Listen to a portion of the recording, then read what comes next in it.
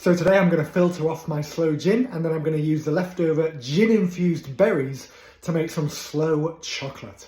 So here you can see the Sloe Gin that I've had down in my basement for quite a while now, quite a few months. You can see all the sloe berries there, and of course how lovely the colour of the gin has gone from the berries. So first of all, I'm just going to pour the liquid from my Sloe Gin that I've had down in the basement into a clean plastic jug.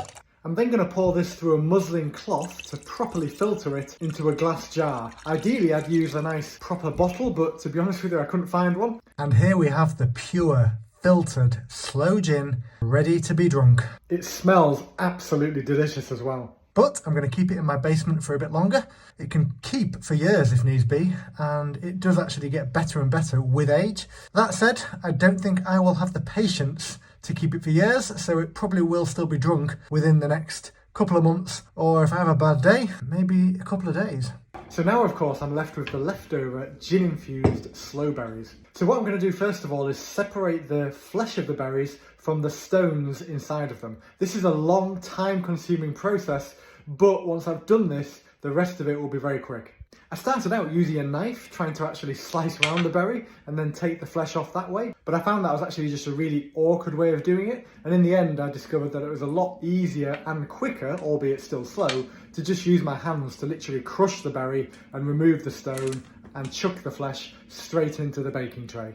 And there we have it, all the flesh of the leftover gin-infused sloe berries.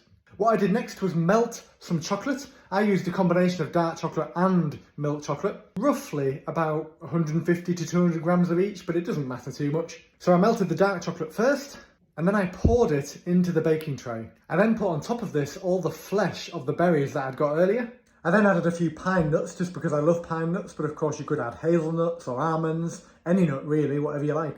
I then melted the milk chocolate and then added that on top of the berries. However, I made the mistake of actually leaving it in the pan a little bit too long. I think it started to actually burn, and so it wasn't very liquidy. It was more like a bit of a solidified mess. So the end result turned out to be very much not pretty, not what I was expecting or hoping, but I managed to kind of salvage it. So the leftover mess, and it was a mess that I had left over, I then put in the freezer to help solidify, and then it was ready.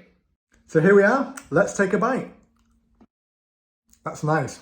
Very nice combination. You get the sweetness of the chocolate, but also a hint of bitterness from the dark chocolate. But you also, of course, have that lovely sharpness of the gin-infused berries. And you can also taste a little bit of the gin and a little bit of the alcohol as well. It's a very weird combination, but it's weirdly nice.